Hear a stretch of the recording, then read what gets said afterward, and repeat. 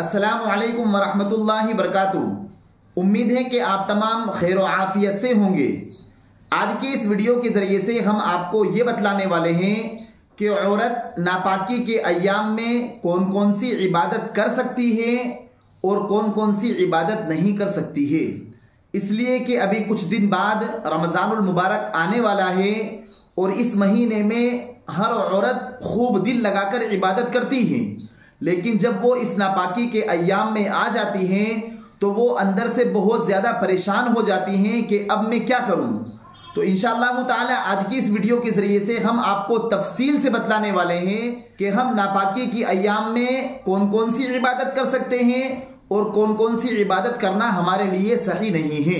तो सबसे पहले ये समझ लें कि औरत पर नापाकी के अय्याम दो तरीके के गुजरते हैं। एक अय्याम हैज़ यानी एमसी के दिन, माहवारी के अय्याम जो हर बालिग औरत को हर महीने में जो हैज़ का खून आता है, एमसी का खून आता है, चाहे वो 3 दिन आए या 5 दिन आए या 7 दिन आए या 10 दिन आए। दूसरे वो अय्याम जो बच्चे की पैदाइश के बाद जो खून आता है उसे अरबी के अंदर निफास कहा जाता है, तो वो भी नापाकी के अय्याम होते हैं।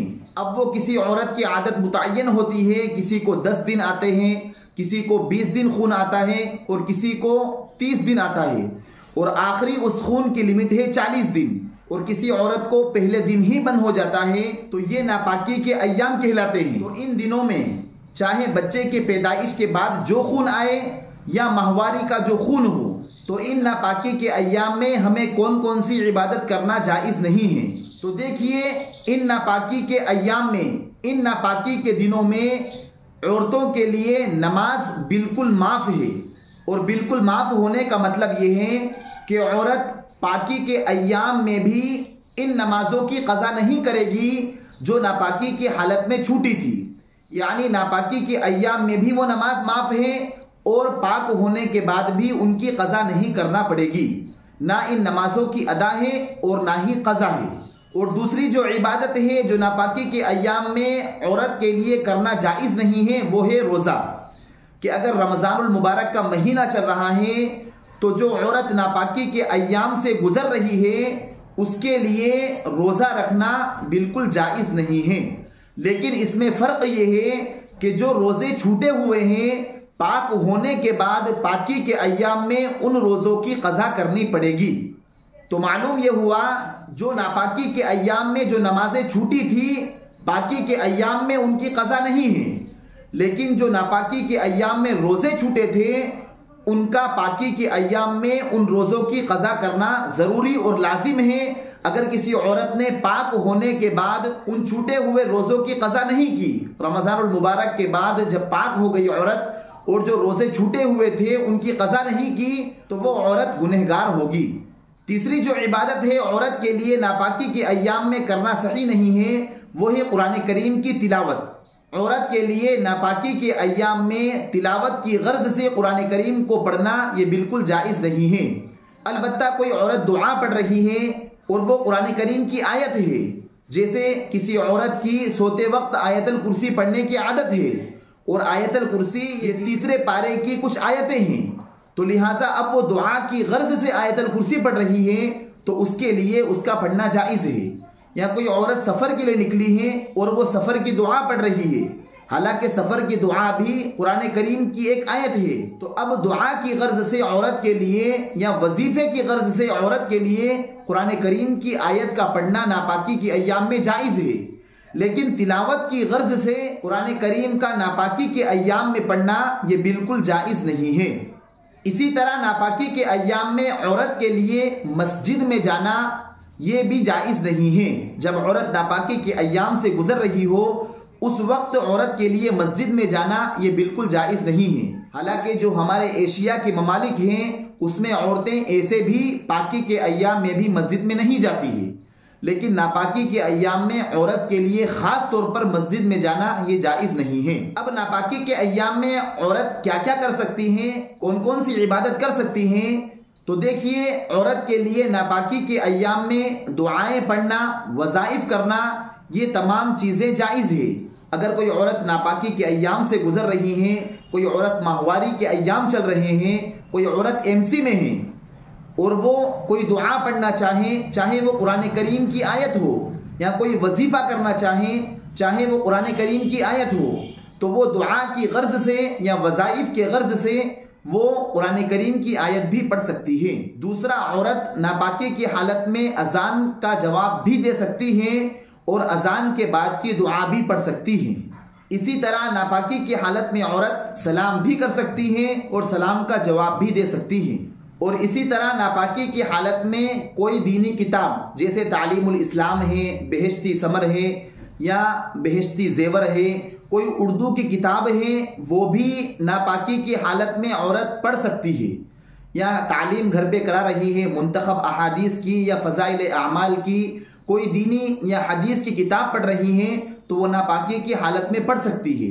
लेकिन इसका ख्याल रखें कि जब वो कोई दीनी किताब पढ़ रही हो और पढ़ते पढ़ते बीच में कहीं पर कुरान करीम की आयत आ जाए, तो उस आयत को ना पढ़े और ना उस आयत पर हाथ रखे, बल्कि कुरान करीम की उस आयत को भी छोड़ दे और उस दीनी किताब से अपनी उंगली को हटा ले।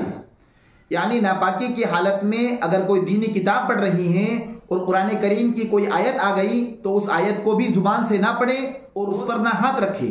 अब इसी तरीके से किसी औरत की कोई आदत हो, जैसे किसी औरत की आदत थी कि वो तहज्जुद की नमाज पढ़ती थी, अब वो नापाकी की अय्याम में आ गई, तो अब वो तहज्जुद की नमाज तो नहीं पढ़ सकती है, लेकिन वो जानामाज बिछाकर वहां पर बैठकर कुछ वज़ाइफ कर सकती हैं या कुछ दुआएं मांग सकती हैं और इसी तरीके से कुछ जिक्र व अज़कार भी कर सकती है। इसी तरह औरत नापाकी के अय्याम में दुरूद शरीफ भी पढ़ सकती है, हुज़ूर सल्लल्लाहु अलैहि वसल्लम पर दुरूद भी भेज सकती है। इसी तरह अगर कोई लड़की है जो बालिग हो चुकी है, वो नापाकी के अय्याम में दीनी किताब भी पढ़ सकती हैं। अगर वो बेहश्ती समर पढ़ रही है या बेहश्ती जेवर पढ़ रही है, या कोई लड़की है वो नूरानी कायदा पढ़ रही है, तो वो भी नापाकी के अय्याम में नूरानी कायदे को या दीनी किताब को पढ़ सकती हैं। इसी तरह आखिरी मसला, अगर कोई औरत मुअल्लिमा है जो बच्चों को तालीम देती हैं, कुरान करीम पढ़ाती हैं, तो अब वो क्या करे? तो उसके लिए बेहतर ये है कि वो इन नापाकी के अय्याम में बच्चों की छुट्टी रख ले। लेकिन अगर कहीं ज़रूरत है और पढ़ाना चाहती हैं, फिर वो कुरान करीम को ना पढ़ाएं, जो दीनी किताब है, नूरानी कायदा है, वो उन बच्चों को पढ़ाए। लेकिन अगर बच्चों को पढ़ा रही हैं, कुरान करीम की आयत को काट काट कर बच्चों को पढ़ाए। जैसे वो इस तरह पढ़ाए, कुल हु अल्लाहु अहद की अगर सूरत पढ़ा रही हैं, तो वो पूरी कुल हु अल्लाहु अहद ना पढ़ाएं, बल्कि वो इस तरह पढ़ाएं, यूं कहें कुल, फिर रुक जाएं, उसके बाद हु अल्लाहु, फिर उसके बाद अहद, यानी बीच में उन आयतों को काट काट कर बच्चों को तालीम दे। अगर इस तरीके से काट काट कर आयत को पढ़ाती हैं, तो फिर वो उसके लिए जायज़ होगा। फिर वो इस तरीके से बच्चों को आयत को काट काट कर पढ़ा सकती हैं, इसमें कोई हरज नहीं है। और इसी तरह हमारे मुआशरे में ये रिवाज है कि औरत नापाकी के अय्याम में खाना नहीं बना सकती है और उसके हाथ का खाना सही नहीं है। ये तमाम चीज़ें बिल्कुल गलत है। औरत नापाकी के अय्याम में, जब औरत नापाकी के दिनों में होती है, उस वक्त वो घर का खाना बना सकती है और उसके हाथ का खाना बिल्कुल जायज़ है। आप खुद सोचिए कि हुज़ूर सल्लल्लाहु अलैहि वसल्लम ने हज़रत आयशा सिद्दीक़ा रज़ियल्लाहु ताला अन्हा, जो आपकी ज़ौजे मुहतरमा थी, आपका झूठा पानी पिया और उस वक्त आपने जानबूझकर झूठा पानी इसलिए पिया ताकि उन लोगों को जिनके जहन में अरब के ज़माने में औरत के साथ छूत छात बहुत ज़्यादा आम थी, नापाकी के अय्याम में उनके हाथ का खाना नहीं खाया जाता था, तो आप सल्लल्लाहु अलैहि वसल्लम ने हज़रत आयशा सिद्दीक़ा रज़ियल्लाहु ताला अन्हा का झूठा पानी पिया और ये फरमाया कि आयशा, तूने कहाँ पर मुंह लगाकर पानी पिया था, तेरे होंठ कहाँ लगे थे? और उसी जगह पर आप सल्लल्लाहु अलैहि वसल्लम ने होंठ लगाकर पानी पिया। तो लिहाजा औरत से नापाकी के अय्याम में, नापाकी के दिनों में नफरत करना और उसके हाथ का खाना ना खाना या उसके हाथ से पानी ना पीना, ये तमाम चीज़ें बिल्कुल गलत हैं। शरीअत में इसकी कोई असल नहीं है। और ये तमाम मसाइल जो हमने आपके सामने पेश किए हैं, ये किताबुन नवाजिल से लेकर हमने आपके सामने पेश किए हैं। अगर आपको ये हमारी वीडियो अच्छी लगी हो तो आप हमारे इस वीडियो को अपने दोस्तों के पास शेयर करें। साथ साथ अभी तक अगर आपने हमारे चैनल को सब्सक्राइब ना किया हो तो आप हमारे चैनल को सब्सक्राइब करें। फ़जज़ाकुमुल्लाहु खैरन व अहसनल जज़ा। अस्सलामु अलैकुम व रहमतुल्लाहि व बरकातुहू।